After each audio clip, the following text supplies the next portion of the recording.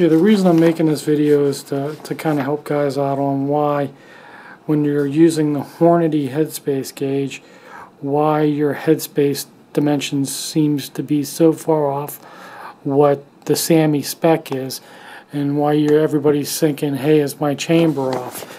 No, your chamber isn't off. It's actually the headspace gauge. You know, the headspace for the chamber is, you know, a max. This is for the 308, 1.640 and 1.630 to the 0.40 diameter, which is what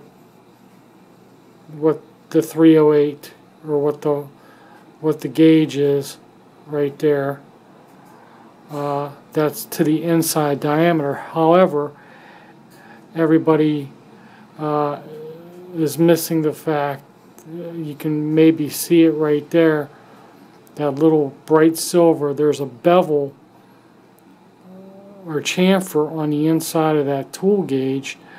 So when you're zeroing out your gauge, you're not zeroing out to the true datum point of 0.40.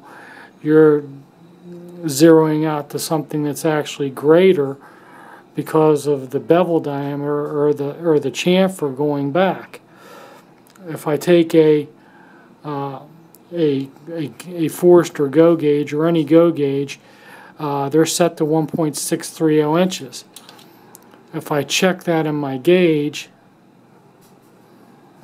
I'll see that I'm 1.614 inches.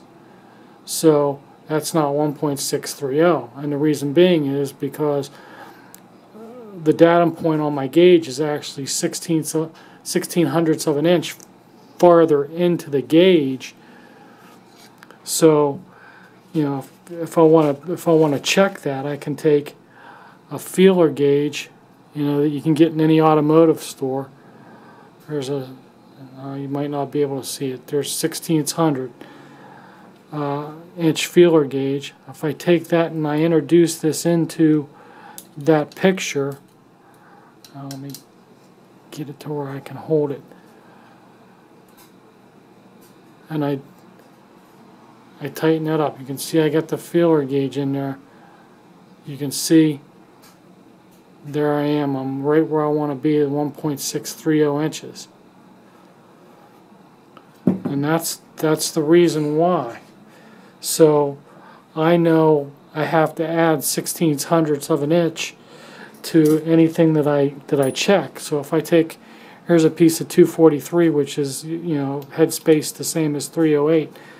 If I stick that in there and check it on 1.614. So if I add 16/100ths to it, my actual headspace, the true headspace on this, is 1.6305. So that's the reason.